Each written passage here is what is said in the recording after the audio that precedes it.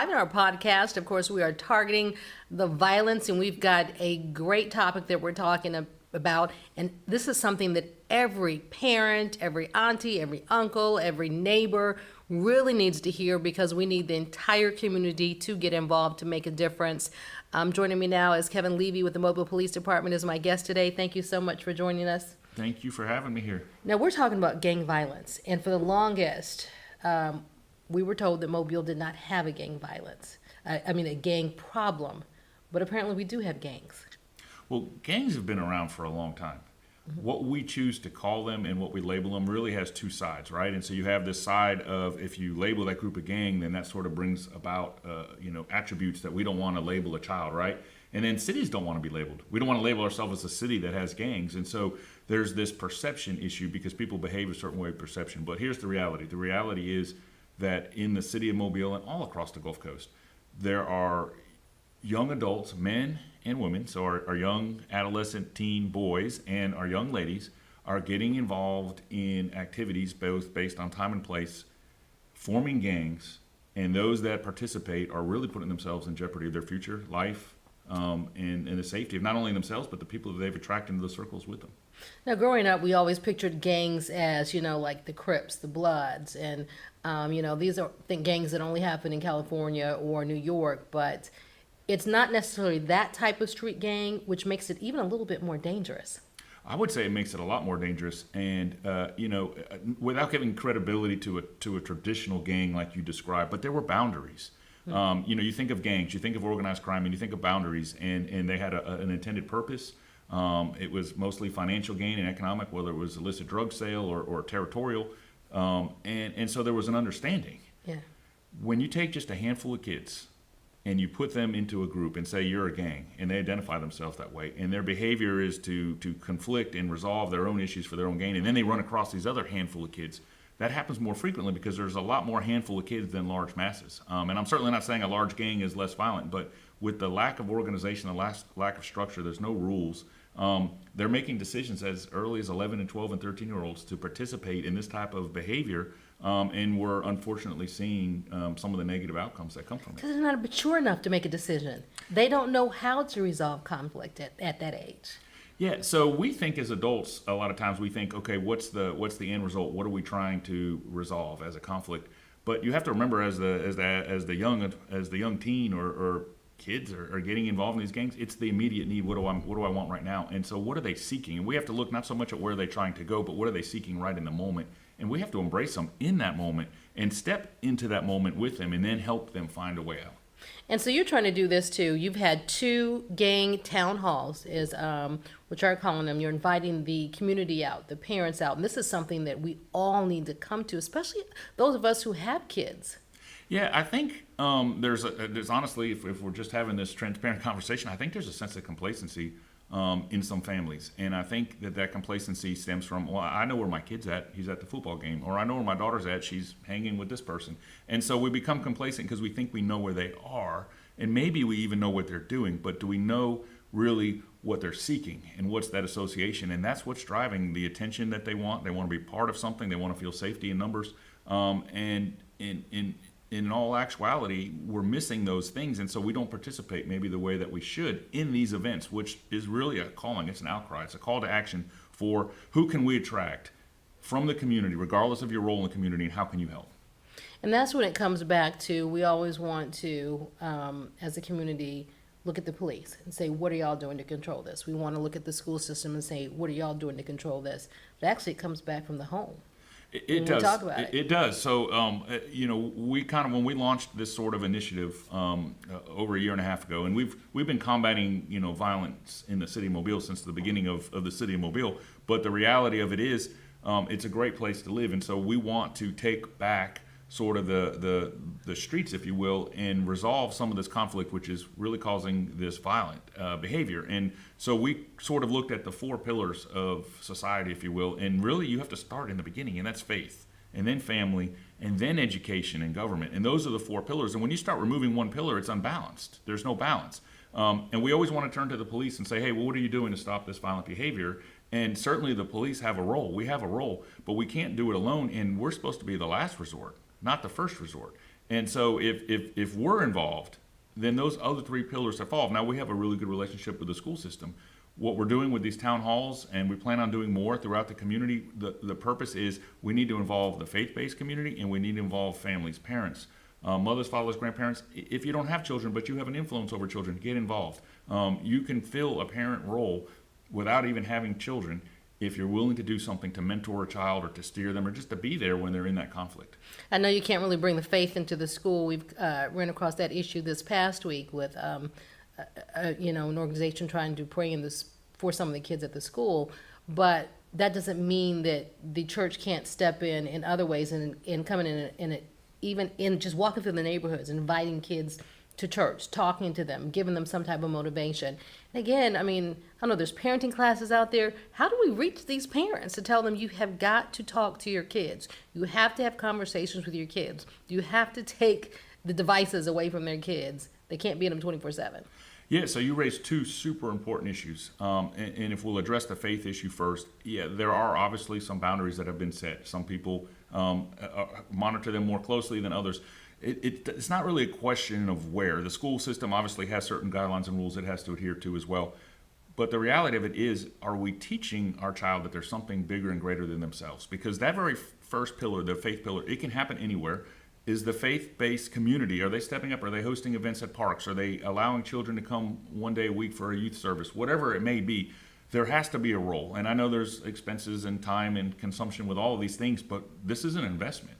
The second piece of that, so to answer that first part, the faith piece of that really needs to be instilled, because it's not so much where it's practiced, but what the understanding is of that child. They have to have that understanding and that belief. The second is the family piece. And again, families don't look the way that they used to. No. And so we have to adapt and say, okay, what does the family role play, and who can step into that role if there's not somebody already in that role? And I think those two things are vital. And again, without those two corners, this whole thing is uneven. If we're relying completely on the government to solve a problem that in part is affected by the family and the faith or the lack thereof, then we're missing half of it. It'll never resolve itself. We'll be in the circle. And just as much as we put pressure on these ends, we have to also look at where does it start and go back and say, hey, if we're going to got to get into the second grade classes and start talking about conflict resolution and what's important and what you seek in life, and what do you see yourself as 20 years from now? Like, if we don't have those conversations, we're totally missing out. And that's what I was just about to ask you, as so many people wait until these kids are in high school to try to say, okay, we've got to do something. But then it's almost too late. That's not where we need to start. We've got to get them young.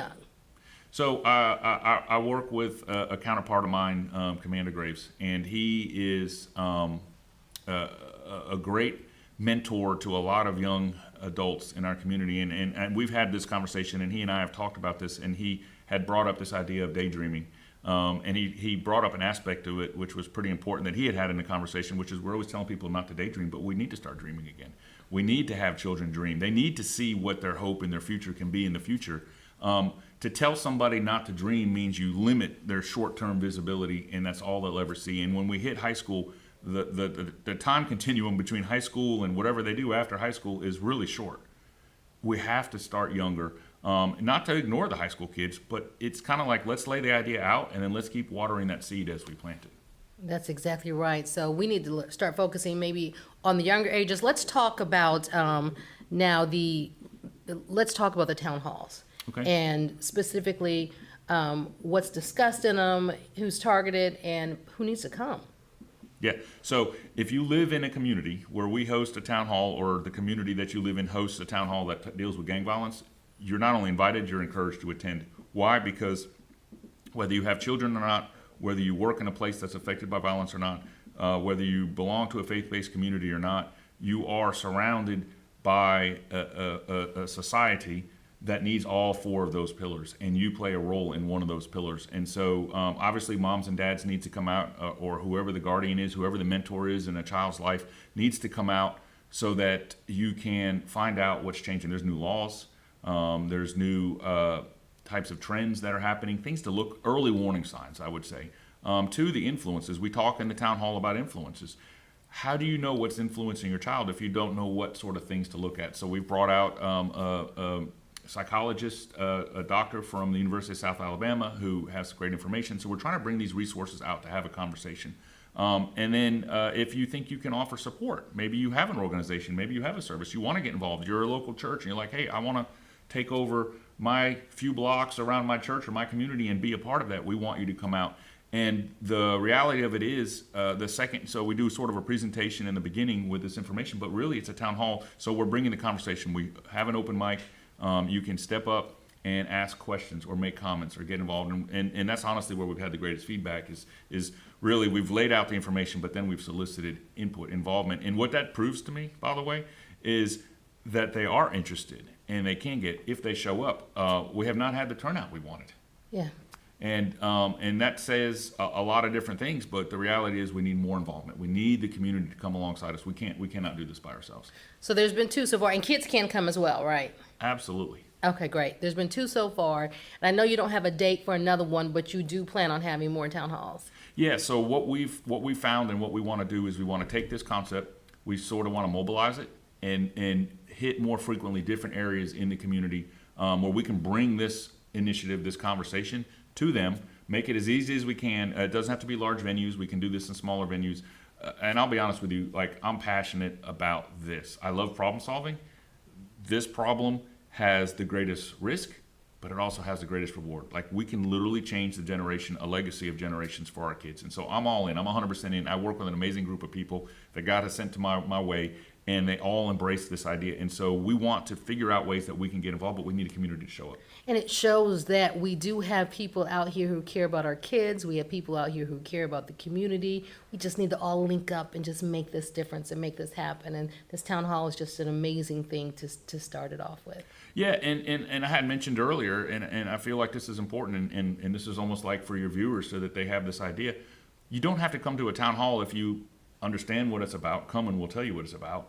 But we want to hear what you think. We don't have to agree on every issue. This isn't about us coming to an agreement. The only agreement we want is, can we help save our kids? And if you're in to help saving the kids of this community all along the Gulf Coast, then come get involved. If we would just have some more conversations, I think we'd find we have a lot more in common than we think, and this is a great forum to do that. Yeah, because kids, their hope shouldn't be just to live to be 16 years old. Their hope should be to live to be 116 and to do many great things in their lives. Long term is it. We weren't put here for a short term, and I believe that there's a lot of work to do. And here's my thing. Who comes for the next generation and helps guide them? Because if we all set our goals to be 16, to be 15, to be 17, do you even have a vision of serving those that come behind you? And this whole idea of serving is something, if you want value, there's no greater value than feeling like you've served somebody. And that's really part of the discussion too. And so you're right, 16 is not the goal. 116 is a great goal. But you imagine how many generations and legacies happen in that time frame. And that's what the beautiful thing is that we could watch if everybody would just come along and come and help us do this. Take pride in yourself, pride in your community. Kevin, thank you. We could talk forever and ever. I know, but you're going to give us some information later when we get it, and we're going to give it to you exactly on what the next town halls will be, where they will be, the times that they will be. And this is something we're going to push because we want everybody out, because people are talking about, oh, we're just going to lock our doors and stay in our house. No, that's not the answer. The answer is speaking up, see something, say something, and getting out here to do something to make a difference in these children's lives. All right, thanks so much for being with us. Thank you so much for the opportunity. All right. Appreciate what you're doing. And next week we won't be here because it's Thanksgiving, so let me wish everybody now a happy Thanksgiving holiday. Be safe. We'll see you the following week.